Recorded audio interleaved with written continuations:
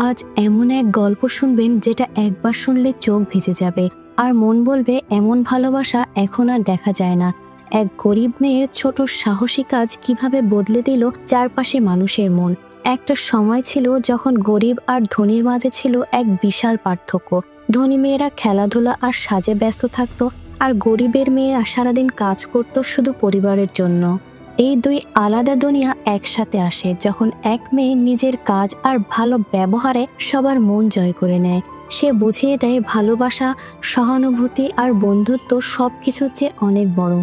আর এইরকমই এক হৃদয় ছোঁয়া গল্প হচ্ছে অ্যান আমেরিকান গার্ল হলিডে। তো বন্ধুরা, চলুন আজ এমন এক সিনেমার গল্প শুনি যেটা আমাদের শেখায় মানুষকে ভালোবাসতে হলে বড়লোক হতে হয় না। ভিডিও শুরু করার আগে চ্যানেলটা সাবস্ক্রাইব করে রাখো, কারণ এমন সুন্দর ভালো লাগার মতো গল্প আমরা রোজ নিয়ে আসব। গল্পটি শুরু হয় আজ থেকে প্রায় 120 বছর আগের, মানে 1904 সালের দিকে নিউ ইয়র্ক শহরের এক ধনী এলাকায়। আর এখানেই বাস করে সামান্থা নামের একটা মেয়ে। সে তার নানির সাথে একা থাকে।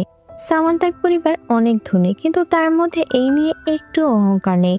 ছোটবেলা থেকেই তার ভেতর ভালোবাসা, সহানুভূতি আর নম্র ব্যবহারে ভরপুর। এদিকে আমরা তার প্রতিবেশী এডিকে দেখি। সেও একটা ধনী পরিবারের ছেলে, কিন্তু তার মধ্যে এটার অহংকার অনেক বেশি।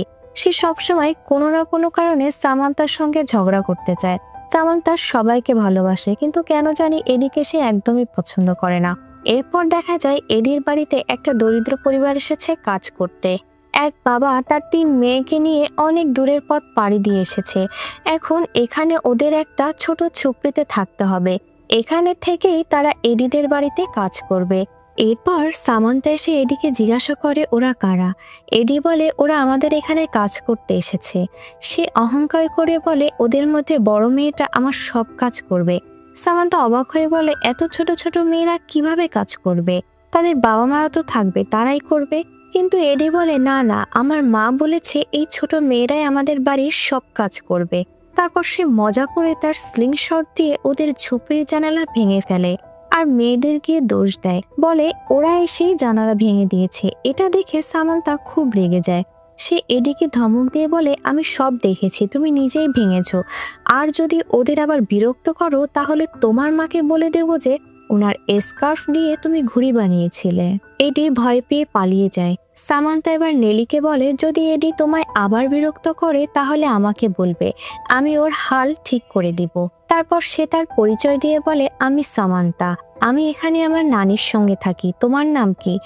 তোমরা কোথা থেকে এসেছো? এরপর নেলি নিজের নাম বলে আর সাথে নিজের বোনদেরও পরিচয় করিয়ে দেয়। এরা হলো ব্রিগেড আর ছোট জন জিন। তারা তাদের বাবার সঙ্গে এখানে কাজ করতে এসেছে। সামান্থা বলে ঠিক আছে, যদি কিছু দরকার হয় আমাকে ডেকো। এখন আমার নানি আমাকে ডাকছেন, আমি যাই। এটা বলে সে দৌড়ে চলে যায় তার বাড়ির দিকে। এরপর আমরা সামান্থার নানিকে দেখি। উনি সামান্থাকে অনেক ভালোবাসেন। সামান্থা তার নানিকে বলেন এডির বাড়িতে 3টা ছোট মেয়ে এসেছে কাজ করতে। এদের একজন আমার বয়সী। নানি বলেন ঠিক আছে, তবে এখন তোমার পিয়ানো ক্লাসের সময় হয়ে গিয়েছে। তিনি আদর করে তাকে পিয়ানো বাজাতে বললেন। ওদিকে দেখা যায় নেলিকে একটা ইউনিফর্ম পরিয়ে কাজে লাগিয়ে দেওয়া হচ্ছে। সামান্থা পিয়ানো বাজিয়ে কিছুক্ষণ পরই আবার নেলির সঙ্গে দেখা করতে যায়। নেলি তখন তাকে ডাকে মিস সামান্থা বলে। সামান্থা বলে আরে আমাকে মিস কেন বলছো? আমার নাম সামান্থা, শুধু নাম ধরেই ডাকবে। নেলি তখন বলে না মিস, আমরা কখনোই আমাদের মালিককে নাম ধরে ডাকতে পারি না। আগে যেখানে কাজ করতাম সেখানেও সবাইকে মিস বা ম্যাম বলে ডাকতাম। সামান্থা জিজ্ঞাসা করে তোমরা আগে কোথায় থাকতে? নেলি বলে আমরা নিউ ইয়র্ক শহরে থাকতাম। আমি আর আমার বাবা একটা ফ্যাক্টরিতে কাজ করতাম। পরে মা আমাকে ঘরের কাজ শিখিয়েছিলেন। তখন সামান্থা জিজ্ঞাসা করে তোমার মাও কি এখানেই কাজ করে? নেলির মুখটা হঠাৎ মলিন হয়ে যায়। সে বলে না মিস, আমার মা মারা গেছেন। এই কথাটা শুনে সামান্থা বুঝতে পারে নেলির কষ্টটা, কারণ তার নিজেরও বাবা মানে তারা একটা নৌকাডুবিতে মারা গিয়েছে। কিন্তু সে এটা নেলিকে বলে না। সে শুধু বলে তুমি চাইলে আমার বইগুলো নিয়ে পড়তে পারো। নেলি বলে আমি তো পড়তে লিখতে পারি না, কখনো স্কুলে যাইনি, শুধু ঘরের কাজই করেছি। সামান্থা বলে কোনো সমস্যা নেই, আমি যখন স্কুলে যাব তখন তোমাকে শেখাবো। নেলি খুব খুশি হয়ে যায় আর বলে ধন্যবাদ। সামান্থা আবার বলে দয়া করে আমাকে মিস বলো না, এখন থেকে আমরা বন্ধু, শুধু সামান্থা বলেই ডাকবে। নেলি সম্মতি নিয়ে বলে ঠিক আছে সামান্থা। এরপর তারা অনেক ভালো বন্ধু হয়ে যায়। সামান্থার এক মামা আছে, মানে তার মায়ের ভাই, নাম ডেভিড। তিনি নিউ ইয়র্ক শহরেই থাকেন। সামান্থাকে সে অনেক ভালোবাসে আর মাঝে মাঝে তার জন্য বিভিন্ন গিফট পাঠায়। সামান্থাও তাকে খুব মিস করে, সব সময় তার আসার অপেক্ষায় থাকে। এইবার ডেভিড সামান্থার জন্য পাঠায় একটা স্লাইড প্রজেক্ট, যার মাধ্যমে ছবি 3D-তে দেখা যায়। সেই সময়ের জন্য এটা ছিল এক দারুণ বিনোদনের মাধ্যম। যেহেতু তখনকার দিনে ভিআর বা সিনেমা কিছুই ছিল না, তাই এটা দিয়ে খুব সুন্দর 3D ছবি দেখা যেত। সামান্থা যখন এই ছবিগুলো দেখে সে একেবারে মুগ্ধ হয়ে যায়। তারপর সেটা নেলিকেও নিয়ে দেখায়। নেলি সেটা দেখে অনেক মজা পায় আর সামান্থা বলে এটা আমায় আমার মামা দিয়েছে। তারপর বলা শুরু করে সে তার মামাকে কতটা পছন্দ করে সেটা নিয়ে। তখন নেলি বলে তোমার কথা শুনে মনে হয় তোমার বাবা মার থেকেও তোমার মামাকে বেশি পছন্দ করো। সামান্থা তখন চুপ হয়ে যায় আর নেলি ভাবে হয়তো কিছু ভুল বলেছে, জিজ্ঞাসা করে কিছু ভুল বলেছি কি?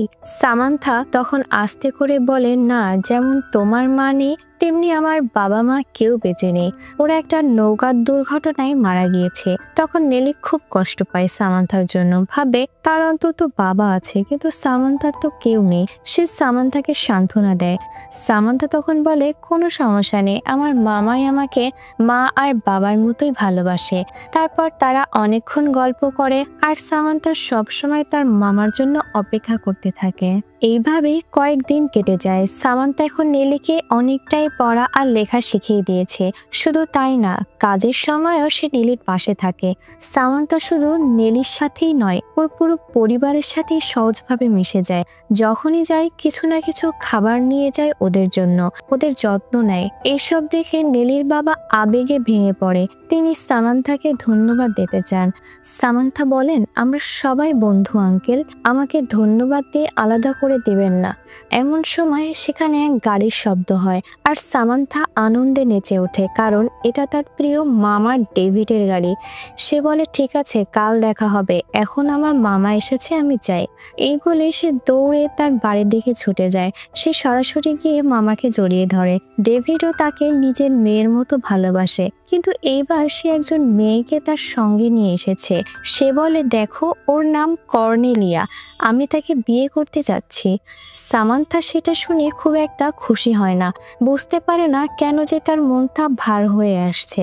তারপর কর্নেলিয়া সামান্থার কাছে এসে বলে তোমার মামা সবসময় তোমার কথা বলেন, তোমার সঙ্গে দেখা করার খুব ইচ্ছে ছিল, তাই ডেভিডের সঙ্গে চলে এসেছি। সে সামান্থাকে একটা বই উপহার দেয় আর খুব সুন্দর সুন্দর কথা বলে, যেন সে তাকে আগে থেকেই চেনে। কিন্তু সামান্থার মনে একটা অস্বস্তি থেকে যায়। সে জানে না কেন এমন হচ্ছে, কিন্তু কর্নেলিয়াকে তার একদমই পছন্দ হয় না। এরপর ডেভিড কর্নেলিয়াকে তার মায়ের সঙ্গে পরিচয় করিয়ে দেয়। সামান্থার নানিও কর্নেলিয়াকে ওয়েলকাম জানান। এরপর কর্নেলিয়া যখন ফ্রেশ হতে যায়, ডেভিডের মা বলেন তুমি আমাকে জানালে না কেন যে সে আসছে? আর যদি জানাতে যে কর্নেলিয়া আসছে, আমি একটা ভালো পার্টির আয়োজন করতাম। ডেভিড বলেন আমি চেয়েছিলাম তোমাদের জন্য একটা সারপ্রাইজ রাখতে মা। ডেভিড এরপর সামান্থাকে জিজ্ঞাসা করে মামিকে কেমন লাগলো। সামান্থা কিছুই বলে না, কিন্তু যখন ডেভিড বলে চলো বাইরে থেকে একটু হেঁটে আসি, তখন সামান্থার মুখে হাসি ফুটে ওঠে, কারণ সে জানে মামা এলে সে তাকে গাড়িতে করে ঘুরতে নিয়ে যায়। এই জিনিসটা সে খুব ভালোবাসে। তারপর দুজন একসাথে লং ড্রাইভে বের হয়। সামান্থা অনেক খুশি হয়ে ওঠে। সেদিন রাতে ডেভিড ডিনার টেবিলে তার মায়ের কাছে কর্নেলিয়াকে বিয়ের জন্য অনুমতি চায়। সে খুব খুশি হন। তারা ঠিক করে 1 মাসের মধ্যেই বিয়ে হবে। কিন্তু এখন থেকেই সামান্থার মন খারাপ হয়ে যায়। হয়তো তার মনে হয় বিয়ের পর মামা তাকে ভুলে যাবে। কয়েকদিন পরে ডেভিড সামান্থাকে এসে জিজ্ঞাসা করে কি হয়েছে, তুমি কদিন ধরে এত চুপচাপ কেন, আমার সাথে ঠিক মতো কথা বলছো না যে? হঠাৎ ডেভিড দেখে সামান্থা এক জায়গার ছবির দিকে তাকিয়ে আছে। সে বলে আরে আমি তো ভুলেই গিয়েছিলাম যে তোমাকে ওই জায়গায় নিয়ে যাওয়ার কথা বলেছিলাম। আমাকে ক্ষমা করো, আমি ভুলে যাচ্ছি অনেক কিছুই। অবশ্যই তোমাকে সেখানে নিয়ে যাব। সামান্থা একটু কাঁদো কাঁদো গলায় বলে, হ্যাঁ, বিয়ের পর তুমি একেবারেই আমায় ভুলে যাবে। তখন শুধু কর্নেলিয়াই থাকবে, সামান্থা থাকবে না। ডেভিড তখন বলেন, আরে বাবা, তুমি কি বলছো এসব? এখন বুঝতে পারছি কেন তুমি এত মনমরা হয়ে আছো। ডেভিড বলেন, কর্নেলিয়া খুব ভালো মেয়ে, ছোট বাচ্চাদের সে খুব ভালোবাসে, বিশেষ করে তোমাকে। তুমি যদি ওর সঙ্গে কিছুদিন থাকো তাহলে বুঝতে পারবে কত যত্ন আর ভালোবাসে সে তোমাকে। আর একটা জিনিস মনে রেখো, তুমি আমার সবকিছু, তোমার প্রতি আমার ভালোবাসা কোনোদিনও কমবে না। কিন্তু তবুও সামান্থা মন থেকে কর্নেলিয়াকে স্বাভাবিকভাবে মেনে নিতে পারে না। সে এরপর গিয়ে নানিকে জিজ্ঞাসা করে, নানি, তুমি কি কর্নেলিয়াকে পছন্দ করো? নানি বলেন, হ্যাঁ বাবা, সে তো তোমার মামি হতে যাচ্ছেন, সে আমাদের পরিবারের অংশ হতে চলেছে, এতে আমাদের খুশি হওয়া উচিত। তুমি হঠাৎ এই প্রশ্ন কেন করলে? সামান্থা বলেন, না কিছু না, এমনি জিজ্ঞাসা করলাম। তারপর সে চলে যায় নেলির সঙ্গে খেলতে। এই সময় কর্নেলিয়া 2 ধরনের কেক নিয়ে আসে আর সামান্থাকে টেস্ট করতে বলে। নেলি ভয় পায়, ভাবতে থাকে কর্নেলিয়া তাকে বলবে যে সে সামান্থার সঙ্গে খেলছে। সে ভয়ে চলে যেতে যায়, কিন্তু কর্নেলিয়া তখন মায়াভরা কণ্ঠে ডাকে, আরে যাচ্ছ কেন? তুমিও খেয়ে বলো কোন ফ্লেভারটা সব থেকে ভালো হয়েছে। নেলি একটু অস্বস্তি নিয়ে খেতে শুরু করেন। সে বলে, ম্যাডাম, দুইটাই ভালো, কিন্তু আমি লেমন ফ্লেভারটা বেশি পছন্দ করি। সামান্থাও বলে, হ্যাঁ, লেমনটাই ভালো, যদিও খুব স্পেশাল না, তবুও চলে। কর্নেলিয়া খুব খুশি হয়ে বলে, তাহলে আজকের ফাংশনের জন্য লেমন ফ্লেভার কেকই বানাবো। এরপর মজা করে বলে, বলো তো এই বাকি কেকটা কাকে দেব, কুকুরকে? সামান্থা বলে, আমাদের বাড়িতে তো কুকুর নেই। নেলি বলে, ম্যাডাম, কুকুরেরা কেক খেলে পেট ব্যথা করবে। তখন সামান্থা বলে, কুকুরকে না দিয়ে আমাদেরকে দিয়ে দাও, আমরা ভাগ করে খাবো। কর্নেলিয়া খুশি হয়ে কেকটা দিয়ে দেয়। এরপর নেলি বলে, তুমি তো আগে বলেছিলে আন্টি খারাপ, কিন্তু উনি তো ভালো। সামান্থা বলে, তুমি তো ওর সঙ্গে থাকো না, তাই বুঝতে পারো না। আমি তাকে একদমই পছন্দ করি না। সেই রাতে ডেভিড তার মাকে ডেকে বলে, আমি সামান্থাকে একটা ট্রিপে নিয়ে যাওয়ার কথা বলেছিলাম, কিন্তু কাজের চাপে ভুলে গিয়েছি। ও এখন রেগে আছে আর ওর মনও খারাপ। আমি ভাবছি বিয়ের পর আমি, কর্নেলিয়া আর সামান্থা আমরা সবাই নিউ ইয়র্কে চলে যাব, ওখানে ওর ভালো যত্ন নিতে পারবো। নানিও এতে রাজি হয়ে যায়, কিন্তু সামান্থা এসব শুনে খুব কষ্ট পায়। সবার ঘুমিয়ে যাওয়ার পর সে চুপি চুপি বাইরে যায় আর নেলির সঙ্গে দেখা করে। সে বলে, আমার মামা আমাকে চিরদিনের জন্য নিউ ইয়র্কে নিয়ে চলে যেতে চায়, আমি তোমার থেকে দূরে যেতে চাই না নেলি। নেলি খুব আদর করে তাকে সান্ত্বনা দেয়। সামান্থা বলে, আমার যখন কাঁদতে ইচ্ছা করে আমি আমার বোট হাউসে চলে যাই, তবে কি যাবে আমার সঙ্গে? নেলি বলে, চলো যাই। ওরা দুজন একসাথে চলে যায় বোট হাউসে। সামান্থা জানায়, যখন আমার বাবা মা বেঁচে ছিলেন আমরা প্রায় এখানে এসেই থাক, আমার অনেক জিনিস এখানেই ছিল, আমি এখানে থাকতে খুব ভালোবাসি। কিন্তু ওরা মারা যাওয়ার পর নানি আমাকে এখানে আসতে দেয় না, তবুও আমি লুকিয়ে লুকিয়ে মাঝে মাঝে আসি। এখানে এলেই মনে হয় বাবা মার সঙ্গেই আছি। সে বলে, যদি নিউ ইয়র্ক চলে যাই তাহলে তো আর তোমার সঙ্গেও দেখা হবে না নেলি। নেলি বলেন, আরে দেখা না হলে কি হয়েছে, এখন তো আমি লেখাপড়া জানি, আমরা দুজন দুজনকে চিঠি লিখে লিখে কথা বলবো। এইভাবেই গল্প করতে করতে ওরা দুজন ওখানেই ঘুমিয়ে পড়ে। এদিকে সকালে সবাই তাদের খুঁজতে খুঁজতে বোট হাউসে চলে আসে। এডির মাও সেখানে আসে। এডির মা এসে নেলিকে বকা দিয়ে বলে, যদি আবার এমন কিছু শুনি তাহলে নেলি আর তার পরিবারকে কাছ থেকে বের করে দেব। এই কথাগুলো বলে তিনি রেগে চলে যান। নেলি তখন কান্নায় ভেঙে পড়ে। সে সামান্থার নানিকে ডেকে বলে, দয়া করে আমাকে মাফ করে দিন ম্যাডাম, আমি আর কখনোই এমন ভুল করব না। নেলির কান্না দেখে সামান্থার নানির মনটা ভেঙে পড়ে। তিনি বলেন, কেঁদো না নেলি, এটা তোমার কোনো দোষ নেই, আমি সব জানি, চিন্তা করো না, তোমাকে বা তোমার পরিবারকে কেউ কাছ থেকে বাদ দেবে না। তখন সামান্থা নেলিকে বলে, দেখো, সব আমার জন্যই হয়েছে, আমাকে মা করে দাও। দুজন একে অপরকে জড়িয়ে ধরে। কয়েকদিন পর ডেভিড আর কর্নেলিয়ার বিয়ের দিন চলে আসে। এখন কর্নেলিয়ার মধ্যে সামান্থার প্রতি যে রাগ ছিল তা অনেকটাই কমে গেছে। সে খুশি মনে বিয়েতে অংশ নেয়। কর্নেলিয়ার কিছু বন্ধুরা বিয়েতে এসে নিজেদের মধ্যে আলোচনা করে। শুনেছি সামান্থাও বিয়ের পর ডেভিড আর কর্নেলিয়ার সাথে নিউ ইয়র্কে যাবে। ও থাকলে নতুন দম্পতি কি সুখে থাকতে পারবে? তারা আরো বলেন, ডেভিডের মা তো অনেক বয়স্ক, অন্তত তার বোঝা উচিত ছিল যে বিয়ের পর একটু ব্যক্তিগত স্পেস দরকার হয়। উনি চাইলে সামান্থাকে না বলতেই পারতেন। সামান্থা এই কথা শুনে খুব কষ্ট পায়, কিন্তু সে না করতে পারে না নিউ ইয়র্ক যাওয়ার ব্যাপারে। যাওয়ার আগে সে নেলির সঙ্গে দেখা করে যায়, বলে শোনো, আমি চিরদিনের জন্য নিউ ইয়র্ক থাকবো না, বড়জোর বড়দিনের আগেই আবার ফিরে আসবো। আমরা আবার একসাথে বড়দিন আর নিউ ইয়ার সেলিব্রেট করব, ঠিক আছে? আর হ্যাঁ, চিঠি লিখতে ভুলো না কিন্তু। দুজনের এই ছোট্ট বিদায় দৃশ্য অনেক আবেগময় হয়ে ওঠে। নিউ ইয়র্ক শহরে পৌঁছে সামান্থার জীবনে নতুন অভিজ্ঞতা শুরু হয়। আগের জায়গাগুলোর চেয়ে এই শহর একেবারেই আলাদা। চারপাশে ভিড়, উঁচু উঁচু দালান, মনে হয় ভালোভাবে নিঃশ্বাস নেওয়ার মতো জায়গা কম। সবাই ভিন্ন ভিন্ন ভাষার কথা বলে, গাড়ির শব্দে চারপাশ গমগম করে।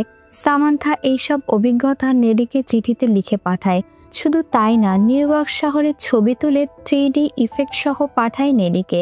আসলে সে নিজের প্রজেক্টটা নেলিকে দিয়ে এসেছে। নেলি সেই ছবি দেখে আনন্দ পায় আর জবাবে চিঠিও লেখে। এই দূরত্ব তাদের বন্ধুত্ব একটুও কমাতে পারে না। এদিকে সামান্থা নিউ ইয়র্কে স্কুলে ভর্তি হয়ে গিয়েছে এবং নতুন জায়গার সঙ্গে খাপ খাইয়ে নিয়েছে। এক রাতে ডিনারে ডেভিড, কর্নেলিয়া আর সামান্থা একসাথে বসে খাচ্ছিল। তখন ডেভিড সামান্থাকে একটা চিঠি দেয়, যেটা তার নানি পাঠিয়েছে। তাতে লেখা আছে, আমি নিউ ইয়র্ক আসছি অ্যাডমিনারের সঙ্গে দেখা করতে। এটা পড়ে ডেভিড আর সামান্থা হাসতে শুরু করে। কর্নেলিয়া অবাক হয়ে জিজ্ঞাসা করে, কি হলো, হাসছো কেন? ডেভিড বলে, মা আসছে অ্যাডমিনারকে দেখতে। জানো, এই অ্যাডমিনার মাকে অন্তত 1000 বার প্রপোজ করেছে। সে আসলে খুব ফ্লার্টি। শুনে কর্নেলিয়াও হাসে। এখন তিনজন একসঙ্গে এক আনন্দময় পরিবার হয়ে গেছে। তারপর দেখা যায় কর্নেলিয়া বড় একটা আন্দোলনের জন্য কাজ করছে। সেটা হচ্ছে নারী ভোটাধিকার আন্দোলন। তখনকার দিনে মেয়েদের ভোটাধিকার ছিল না, কেবল পুরুষরাই ভোট দিতে পারত। কর্নেলিয়া চায় নারীরাও যেন নেতা বেছে নেওয়ার অধিকার পায়। সে নিজে এই দলের নেতা, আর মাঝে মাঝে তার বাড়িতেই দলের মিটিং হয়। সেসব মিটিংয়ে সামান্থাও যায়। সেই দলে থাকা ধনী ও সাহসী এক নারী, যার নাম ওয়ান্ডার গার্ল, তার সাথে সামান্থার ভালো সম্পর্ক গড়ে ওঠে। ওয়ান্ডার গার্ল সমাজসেবামূলক অনেক ভালো কাজ করেন। এদিকে সামান্থার স্কুলে টিচার ঘোষণা দেন, বড়দিন উপলক্ষে সবাইকে একটা বক্তৃতা লিখে আনতে হবে, কিভাবে আমেরিকাকে উন্নতির পথে এগিয়ে নেওয়া যায় সেই বিষয়ে। টিচার বলেন, থ্যাঙ্কস গিভিং এর দিন সবার বক্তৃতা শোনা হবে, আর সেখান থেকে সেরা 12টি বক্তৃতা বড়দিনে উপস্থাপন করা হবে। সামান্থা খুব উৎসাহ নিয়ে তার বক্তৃতা তৈরি করে। তার বক্তৃতার টপিক ছিল কারখানাগুলোর উন্নয়ন করতে হবে, তাহলে আমেরিকা এগিয়ে যাবে। এরপর একদিন সে তার নানির বাড়ির কাজের লোকের পাঠানো এক চিঠি পায়। তাতে লেখা ছিল, নেলির বাবা জ্বরে ভুগে মারা গেছেন। এরপর এডির মা নেলি, ব্রিগেড আর জেনিকে নিউ ইয়র্কের এক অনাথ আশ্রমে পাঠিয়ে দিয়েছে। এই চিঠি পড়ে শুধু সামান্থা নয়, ডেভিড আর কর্নেলিয়াও অনেক কষ্ট পায়। চিঠিতে সেই অনাথ আশ্রমের নামও লেখা ছিল। সামান্থা ডেভিডকে জিজ্ঞাসা করে, তুমি কি জানো এই অনাথ আশ্রম কোথায়? ডেভিড জানতো না, তবে সে সারা শহর খুঁজে অবশেষে জায়গাটা খুঁজে বের করে। এদিকে সামান্থা চিন্তায় পড়ে যায়, নেলিকে সে কি হারিয়ে ফেললো? কর্নেলিয়া তাকে সান্ত্বনা দিয়ে বলে, চিন্তা করো না, ডেভিড ওদের খুঁজে বের করবেই। এমন সময় ডেভিডের গলার আওয়াজ শুনে সামান্থা দৌড়ে গিয়ে বলে, তোমরা কি ওদের খুঁজে পেয়েছো?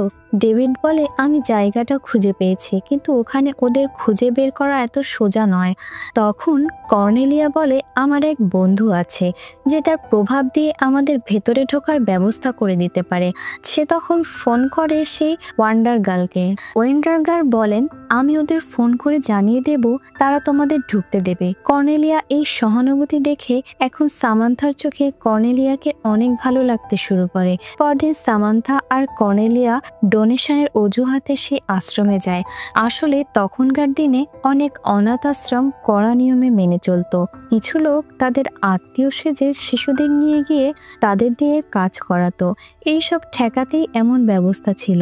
কিন্তু সামান্থা সেখানে গিয়ে দেখে শিশুরা খুব খারাপ অবস্থায় আছে, ওদের দিয়ে দাসের মতো কাজ করানো হয়। এটা দেখে সামান্থা আর সহ্য করতে পারে না। ওরা আশ্রমের ভেতরে যায়, দেখে একটা ঘরে অনেক ছোট ছোট শিশুদের রাখা হয়েছে, আর সবার মাঝে আছে নেলির দুই বোন, ব্রিগেড আর জেনি। ওদের দেখে সামান্থার খুশি আর ধরে না, কিন্তু সে নেলিকে সাবধান করে, কাউকে বলো না যে তোমরা আমাকে চেনো, আমি আবার আসবো, তখন তোমাদের নিয়ে যাব। এই বলে সে চলে যায় সেই উপরের ঘরে। সেখানে বড় মেয়েরা থাকে। ফল দেওয়ার অজুহাতে গিয়ে নেলির সঙ্গে দেখা করে। নেলি তাকে দেখে যেন আবার প্রাণ ফিরে পেল। খুব বুদ্ধি করে নেলি তখন বলে, চলো ওয়ার্ডানের সঙ্গে কথা বলার অজুহাতে বাইরে যাই। এই ফাঁকে নেলি আর সামান্থার কথা বলার সুযোগ হয়। সামান্থা বলে, বাহিরে এত ঠান্ডা আর তোমাদের গ্লোভসও দেয় না? নেলি বলে, এখানে তো খাবার জোটানোই কঠিন, গ্লোভস তো বিলাসিতা। তুমি কেমন আছো সামান্থা? সামান্থা একটু চুপ করে বলে, ভালো আছি, কিন্তু তোমার বাবার কথা শুনে খুব খারাপ লাগলো নেলি। নেলি চোখ নামিয়ে বলে, এখন এসব ভাবলে চলবে না। আমার বোনদের সাথে দেখা করেছো? সামান্থা বলে, হ্যাঁ, নিচের ঘরে ওরা। তুমি দেখা করনি? নেলি দীর্ঘশ্বাস ফেলে বলে, না, আমাকে ওদের সঙ্গে দেখা করতে দেয় না। ওরা নিশ্চয়ই ভাবছে আমি ওদের ছেড়ে চলে গেছি। ওদেরকে বোঝাও আমি কোথাও যাইনি। সামান্থা বলে, আমি ওদের বোঝাবো, আর আমি তোমাদের সবাইকে এখান থেকে নিয়ে যাব। নেলি ফিসফিসিয়ে বলে, প্রতিদিন বিকেল 4টায় ময়লা ফেলার জন্য বাইরে যায়। সামান্থা তখন বলে, আমি ঠিক ওই সময় পেছনের রাস্তা দিয়ে আসবো, তুমি রেডি থেকো। পরদিন সামান্থা স্কুলে গিয়ে একটা বড় বাস্কেট রাখে, ছাত্ররা যাতে পুরনো কোট, গ্লোভস, গরম জামা কাপড় দান করতে পারে। ও সবাইকে বলে, অনাথ আশ্রমের অনেক বাচ্চাদের এগুলো প্রয়োজন। ছাত্ররা এগিয়ে আসে। কেউ বলে, আমাদের বাড়িতে অনেক পুরনো গ্লোভস রয়েছে, আমরা কালকে আনবো। এরপর বিকেল 4টায় সামান্থা যায় আশ্রমের পেছনের দরজায়। নেলিকে দেখে ও খুব খুশি লাগে। সামান্থা তাকে খাবারও দেয়। নেলি বলে, আমি যাই, ওয়ার্ডান আমাকে ভয় দেখায়, কাজ ঠিক মতো না করলে একটা ট্রেনে তুলে দেবে। আমি আমার বোনদের থেকে আলাদা হতে চাই না। সামান্থা ওকে আশ্বাস দেয়, ভয় পেও না, আমি তোমাদের 3জনকেই বের করে আনবো। কিন্তু ওর মনে পড়ে কর্নেলিয়া আর ডেভিডের বিয়ের দিন তার বন্ধুরা বলেছিল সামান্থা তো এখন বোঝা। এই কথা যেন তার মনে গেঁথে গেছে। সে ভাবে, আমি নিজেই যদি একটা বোঝা হই, তাহলে আর 3জন কিভাবে থাকবে? অন্য কোনো উপায় খুঁজতে হবে। এরপর আসে থ্যাঙ্কসগিভিং এর সময়। শহরে উৎসবের প্রস্তুতি চলছে।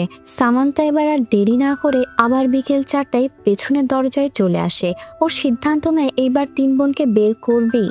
নেলি ধরা পড়ে যাওয়ার ভয় পায়। সামান্থা তাকে সাহস দেয়, তোমরা শুধু ওয়ার্ডেনের রুমে গিয়ে লুকিয়ে থাকো, বাকিটা আমি দেখছি। নেলি স্টাফদের ব্যস্ত রাখে আর স্কুল থেকে পাওয়া দানের জিনিসগুলো একটা ঝুড়িতে ভরে ওয়ার্ডেনের ঘরে গিয়ে রাখে। তখনই ওয়ার্ডেন সেখানে চলে আসে। এক স্টাফ এসে বলে, কারো কাছ থেকে অনেক টাকার ডোনেশন এসেছে, ব্যাংকে রেখে দিব। ওয়ার্ডেন টাকাটা ছিনিয়ে নিয়ে বলে, না, আমি রাখবো। পরে ওয়ার্ডেন তার রুমে চলে আসে। ডোনেশনের অর্ধেক টাকা নিজের পকেটে রাখে, বাকিটা ব্যাংকে রাখে। তখনই বোঝা যায় ডোনেশনের সব টাকা বাচ্চাদের জন্য ব্যবহার হয় না। এদিকে সেখানে ওরা 4জন লুকিয়ে আছে। হঠাৎ জেনি ভয় পেয়ে আওয়াজ করে ফেলে। ওয়ার্ডেন তখন তাদের দেখে ধাওয়া করে, চোর, আমার টাকা চুরি করেছে। কিন্তু ততক্ষণে সবাই পালিয়ে গেছে। সামান্থা তার নিজের বাড়ির এক ফাঁকা রুমে তাদের নিয়ে লুকিয়ে রাখে। তারপর তাদের খাবার দেয়। ব্রিগেড খুশিতে লাফিয়ে ওঠে। অনাথ আশ্রমে এত খাবার কখনোই পায়নি। নেলি সবাইকে বোঝায়, এখানে চুপচাপ থেকো, আওয়াজ করো না, কেউ জানতে পারলে আমাদের বের করে দেবে। ছোট জেনি এখনো কথা বলে না। সে মায়ের মৃত্যুতে নীরব হয়ে গেছে, অনেক বেশি ধাক্কা পেয়েছে। এরপর নেলি বলে, তুমি আমাদের জন্য যা করেছো, কিভাবে তোমাকে ধন্যবাদ দেব? সামান্থা ওকে জড়িয়ে ধরে বলে, বন্ধুত্বের ধন্যবাদ কিসের? আমি যদি বিপদে পড়ি তুমি কি সাহায্য করবে না? ঠিক তখনই দরজার আওয়াজ আসে। সামান্থা নিচে গিয়ে দেখে ওয়ার্ডেন এসে তাদের মেয়েডকে বলছে, তোমাদের বাড়ির মেয়ে আশ্রম থেকে 3 অনাথকে চুরি করে এনেছে। সামান্থা সেখানে এসে দাঁড়ায়। ওয়ার্ডেন বলে, ওরা আমার ঘর থেকে $200 চুরি করেছে। মেয়েড রেগে গিয়ে বলে, আমাদের মেয়েকে নিয়ে এই অপবাদ? ও চাইলে ওর মামা ওকে কোটি টাকা দিতে পারে, ও চুরি করতে যাবে কেন? আপনি এখনই বেরিয়ে যান। কোনো উপায় না পেয়ে ওয়ার্ডেন সেখান থেকে চলে যায়। এরপর সামান্থা তাদের সেখানে ভালোভাবে লুকিয়ে রাখে, খেয়াল রাখে যেন কেউ দেখতে না পায়। কিন্তু একদিন ব্রিগেডের খুব জ্বর হয়, জেনি গিয়ে সামান্থাকে ডেকে আনে। নেলি তখন বাড়িতে নেই। সামান্থা দেখে নেলি একটা কারখানা চাকরির বিজ্ঞাপনে টিক দিয়ে রেখেছে। সে সেখানে গিয়ে দেখে সে কারখানায় ছোট ছোট ছেলেমেয়েরা কাজ করছে। তখন একজনের হাত মেশিনে পড়ে যায়, সঙ্গে সঙ্গে আরেকজনকে নিয়ে আসা হয়। তাকে কোনো চিকিৎসাও দেওয়া হয় না। সামান্থা তখন নেলিকে নিয়ে বাড়ি ফিরে আসে। নেলি তার বোনের এই অবস্থা দেখে কাঁদে আর বলে, আমি বাবাকে হারিয়েছি, এবার বোনকে হারাতে চাই না। সামান্থা বলে, ভয় পেও না, আমি মামাকে সব বলবো। এরপর সামান্থা ডেভিডকে গিয়ে সব বলে, ওকে লুকিয়ে আনার কথা, জ্বরের কথা। ডেভিড সঙ্গে সঙ্গে ডাক্তার ডাকেন। ডাক্তার বলে, বড় কিছু না, 2-3 দিনে ঠিক হয়ে যাবে। নেলি ডেভিডকে জানায় ওয়ার্ডেনের সব অপবাদ, কিভাবে তাদের সেখানে কষ্ট দেওয়া হয়। তখন কর্নেলিয়া সিদ্ধান্ত নেয় ওয়ার্ডেনের বিরুদ্ধে ব্যবস্থা নিতে হবে। এরপর ডেভিড বলে, তুমি যদি আগে বলতে আমি এতে একটু আপত্তি করতাম না। তুমি তো আমারই মেয়ে সামান্থা, তুমি কি এখনো বিশ্বাস করো না আমি তোমায় কতটা ভালোবাসি? সামান্থা চোখ নামিয়ে বলে, কর্নেলিয়ার বন্ধুরাও ওর বিয়ের দিন বলেছিল আমি নাকি তোমাদের জীবনের বোঝা, আমার জন্য নাকি তোমাদের জীবনে কখনোই সুখ হবে না। তখনই মনে হলো, যখন আমি নিজেই বোঝা হই তাহলে আমার বন্ধুরা তো কোনো গুরুত্বই পাবে না। কর্নেলিয়া তখন আদরের সুরে বলে, তাদের বন্ধু বলো, কিন্তু তারা বন্ধু নামে কলঙ্ক। আমি তো শুধু সামাজিক কারণে ওদের নিমন্ত্রণ জানিয়েছি। ওরা সবাই আমার প্রতি ঈর্ষান্বিত। তুমি জানো তোমাকে ছাড়া আমাদের জীবন কতটা ফাঁকা হয়ে যেত। তুমি আমাদের মেয়ে সামান্থা, আমাদের জীবনের সবচেয়ে বড় সম্পদ তুমি। সামান্থা তখন কান্না করে বলে, তাহলে একটা প্রতিশ্রুতি দাও, নেলি ব্রিগেডস আর জেনিকে কোনো অবস্থাতে অনাথ আশ্রমে ফেরত পাঠাবে না। এই কথা শুনে কর্নেলিয়া ইমোশনাল হয়ে পড়ে। সঙ্গে সঙ্গে সে যোগাযোগ করে সরকারি অফিসে আর অভিযোগ করেন অনাথ আশ্রমের ওয়ার্ডেনের বিরুদ্ধে। সরকারি প্রভাবশালী এক নারী কর্মকর্তার হস্তক্ষেপে ওয়ার্ডেনকে তার পদ থেকে বরখাস্ত করা হয়। তারপর আসে থ্যাঙ্কসগিভিং এর শেষ দিন। সামান্থার স্কুলে আয়োজন হয় 12টি সেরা বক্তৃতার প্রতিযোগিতা। বিষয় ছিল আমেরিকাকে উন্নতির পথে নিতে হলে কি কি করতে হবে। একজন বক্তা বলে, ফ্যাক্টরি বাড়ানো দরকার এর উন্নতির জন্য।